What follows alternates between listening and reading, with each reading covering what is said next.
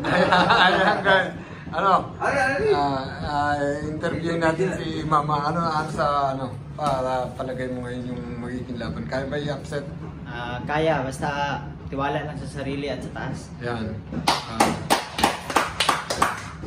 Coach, anong dapat gawin ni Mama para diskarte niya mamaya. Ano kami, follow up lang. Follow up lang. Sa tingin mo naman kaya naman yung di ba? Laban. Malakas din Hindi, ang isa lang nito, yung fight, hindi tayo mag-alala, di ba? Depensa lang ang kailangan talaga. Pinsa sa siyempre, utak gamitin. Dito sa Japan, ganito ang kahit basketball, kahit na depensa. At si manager, Boss Dexter Tan. Boss, ano sa tingin nyo? Sa akin dito, may na best man. Yan. So, but si Jerby naman he's positive naman na he wants to win this fight.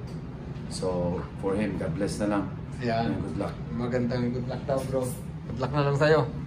Arigato gozaimasu. Arigato. Baka pangalawang panalo mo ngayon. Baka. Yes!